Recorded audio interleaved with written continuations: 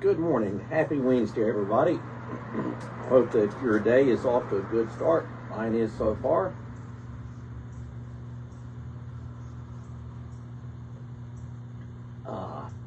Love a good second cup of coffee. So, we're right in the middle of on Wednesday mornings taking a look at some of the various denominations that you see around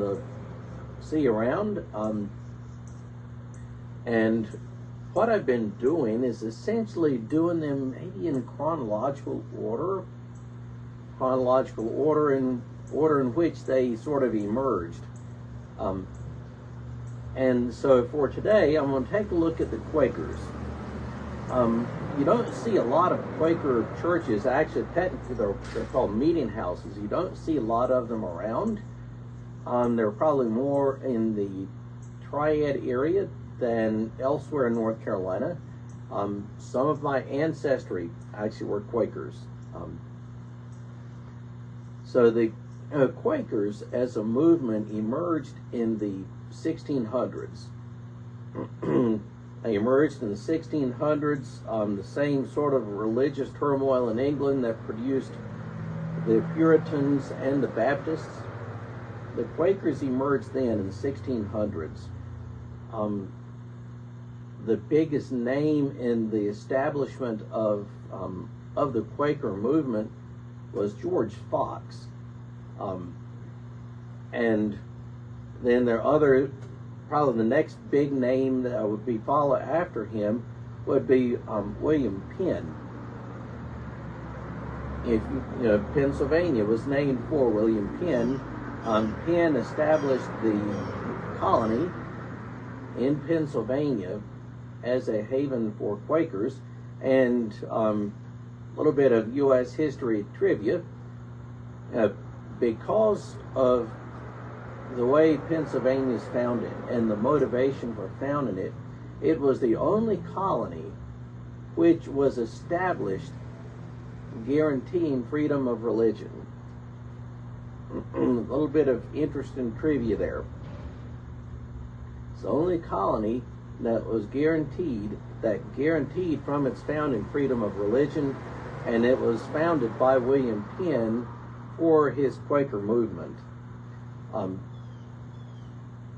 So a little bit about the Quakers. Like I said, you don't see a lot of them around. Aren't nearly as many Quaker meeting houses as there are Southern Baptist churches or Methodist or Presbyterian churches. Something I read this week said that it's probably better to look at the Quakers, or Quakerism, I guess, as a way of life more than a denomination / religion. So some of the distinctives: the Quakers are very egalitarian, very egalitarian between the genders, between men and women, very egalitarian. From the outset, the Quakers have been decidedly pacifist. One of the real interesting things, Guilford College up in Greensboro is a Quaker school, and the school nickname are the Quakers. And so, like within my own family, we've joked about the oddity of having a school named the Fighting Quakers, and by tradition there is no such thing as a Fighting Quaker. But that is something which in the early days in the colonial era caused Quakers some problems. In the late 1600s, when there were still occasional wars with the American Indian tribes in North Carolina, Quaker settlers didn't take up arms, which didn't win them a lot of friends. They also, in the antebellum period, were staunchly abolitionist. They were staunchly abolitionist, and that too is something that wouldn't win them a lot of friends in the South. By tradition, they are teetotaling, strongly opposing alcohol.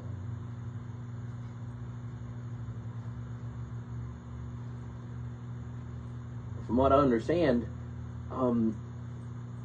George Fox was led along his spiritual journey as a result of that.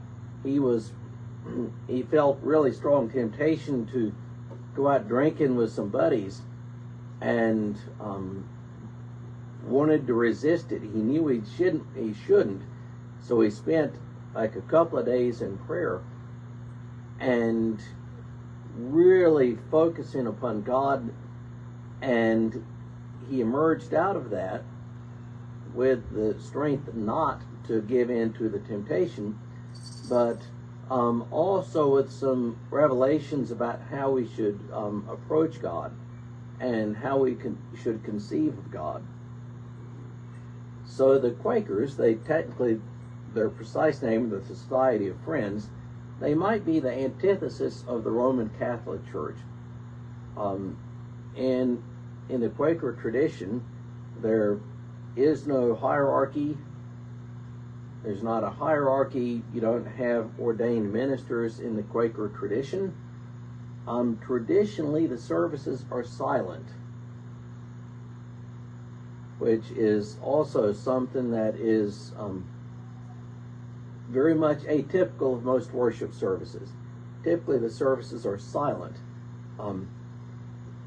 People gathered, and they would sit in silence until somebody was moved by the Holy Spirit to speak. Somebody might read something from the Bible,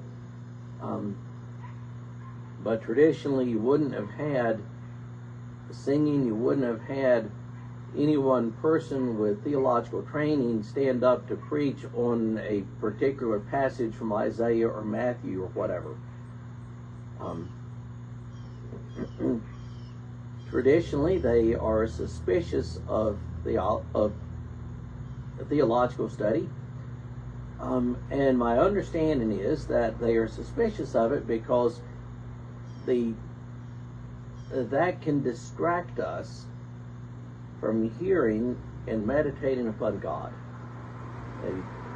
They don't do systematic theology much because for them it is a distraction from what's most important, which is knowing and experiencing God.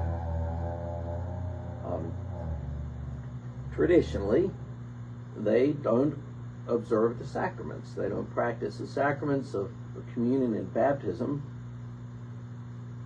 Again, that too, for them, is a distraction. What is most important is experiencing God, and they don't want anything to get between the individual and God. My one critique here is that we can experience God in the sacraments, and that the sacraments are things which Christ commanded. Jesus said to go baptize, and Jesus said, "Do this in remembrance of me." So that is my critique of the Quaker movement. But there is something really appealing about a movement which is which stands so strongly on principles, which will be committed to principles like pacifism, even when everybody else is around you, and everybody else around you is grabbing for the rifle, and you decide not to. Even though that may not be where I am personally, I sure respect it. When they are decidedly abolitionists in the South, when the vast majority of their friends and neighbors are not, you got to respect that. So anyway, that is just a really brief primer on the Quaker movement, the Quaker tradition. They make some great devotional reading. If you see anything by Elton Trueblood, he was a prominent Quaker writer. It's really good devotional reading. So with that, I hope your Wednesday is great. I will see you next week.